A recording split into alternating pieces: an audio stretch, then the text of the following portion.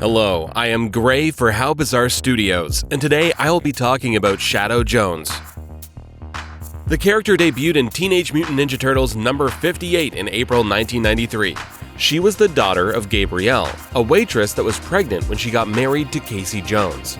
Gabrielle died giving birth to Shadow, and Casey, despite not being her biological father, became her legal guardian.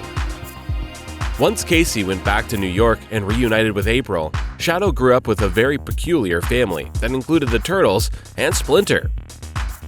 Shadow was short-tempered like her adoptive father and her uncle Raphael, and it was in her nature to become a fighter, but Raphael didn't think training Shadow was a good idea, as nothing good ever happened for those who fought.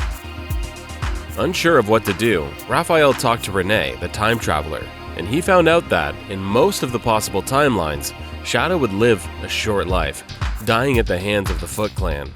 There was one possible future where she would live a long life, but I'll talk more about that later.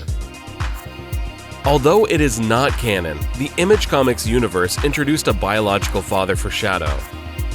Albert Pozzarelli died shortly after he left Gabrielle, but his father, a mafioso named Antoine Pozzarelli, learned of Shadow's existence and hired the Foot Clan to abduct her for him. Raphael found out about the role of the Foot Clan in her abduction, so he agreed on killing Antoine in exchange for them giving Shadow back to him. But she was eventually rescued by Michelangelo.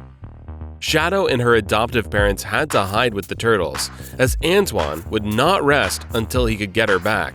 TMNT Volume 3 got cancelled, but the story was extended twice. In only one of these two, this storyline was resolved by Karai, once she took over the clan, eliminating Pozzarelli from her territory. This was a fan-made ending, based on the notes of the original writer, so it's good enough for us.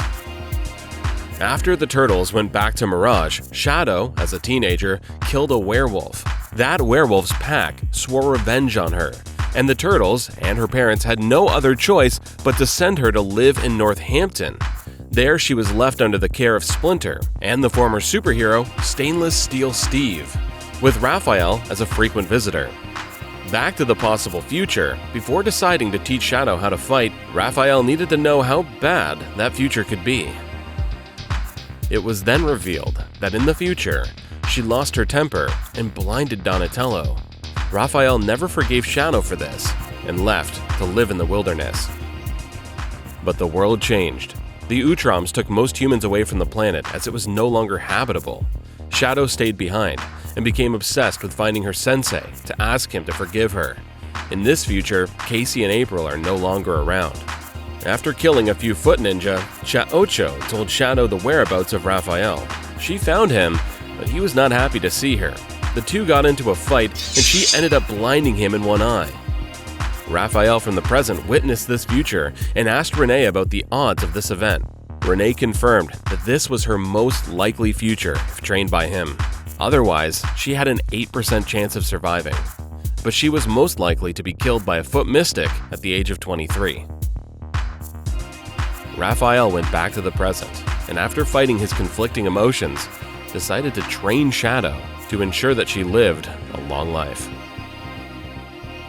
But was this her future? We will never know. However, for the 30th anniversary of the Turtles, a short story was published where Shadow came back from college and fought the Turtles to demonstrate to them that she kept training all those years.